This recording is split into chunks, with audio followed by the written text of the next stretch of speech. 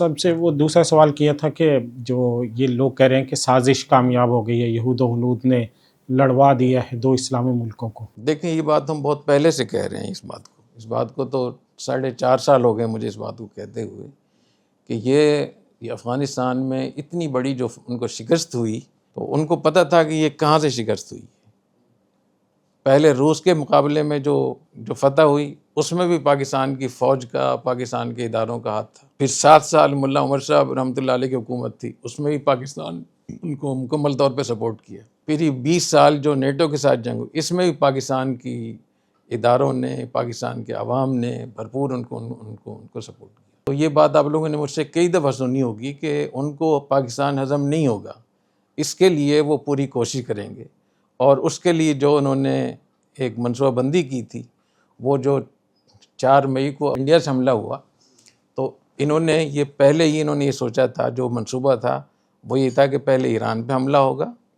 پھر پاکستان پہ حملہ ہوگا، دونوں ملکوں کو اس فوجی طاقت سے اور ایٹمی اس سے باز رکھنے کے لیے۔ اور اس میں جو مجھے اطلاعات ہیں کہ باقاعدہ انڈیا سے وہاں ایک وفد گیا کابل میں، اور وہاں ان کے آپس میں طے ہوا کہ ہم پاکستان پہ حملہ کرنے جا رہے ہیں تو آپ لوگ ان کو انگیج کریں گے۔ چنانچہ آپ کو یاد ہوگا اور وہ تاریخ نکال لیں اور اس انٹرویو میں جو آپ بھیجیں تو اس جگہ کو ساتھ میں پن پوائنٹ کر کے بتائیں کہ 300 کی تشکیل پہلی دفعہ TTP کی آئی، جس میں زیادہ تر خود افغانستان کے لوگ اس میں لوگ بھی تھے۔ تو یہ اسی آپس میں جو ان کی جو وعدہ ہوا تھا خفیہ طریقے سے،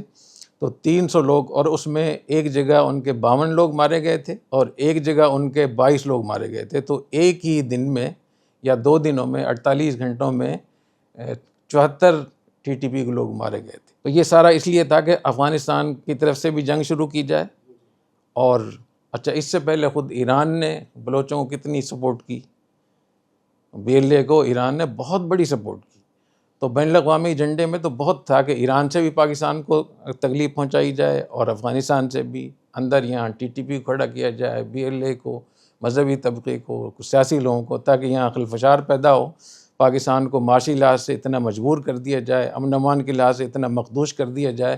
اس کے بعد پھر پاکستان کے ایٹمی پروگرام کا بھی تیا پانچا کیا جائے۔ تو یہ ایک بہت بڑی سطح پہ ایک سلسلہ چل رہا تھا، اور اس میں افغانستان کا بہت مرکزی کردار تھا، کیونکہ ایران اور امریکہ کے آپس میں حالات،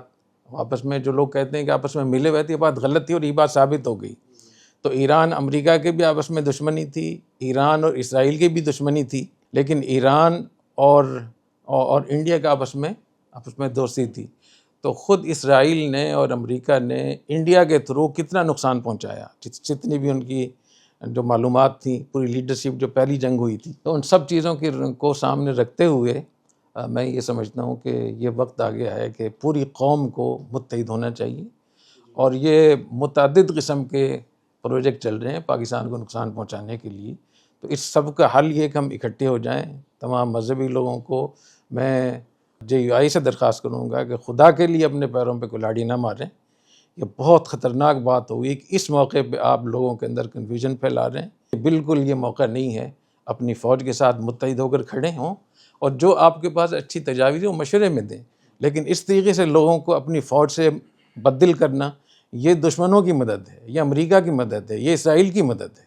اور آپ لوگوں کو پتہ ہے اس بات کا کہ اسرائیل کبھی بھی پاکستان کو نہیں قبول کرے گا۔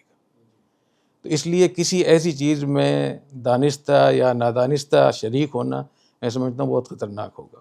تو یہ جو جنگ ابھی ہو رہی ہے، جو پھیل رہی ہے، اس جنگ کا بھی تقاضا ہے کہ ہم ایک ہو جائیں اور متحد ہو کر، جب ہم متحد ہوں گے تو ہم اندر سے بھی مضبوط ہوں گے، ہماری گفتگو میں بھی بات ہوگی، یعنی ایک اثر ہوگا، اور ہماری فوج بھی یکسو ہو جائے گی۔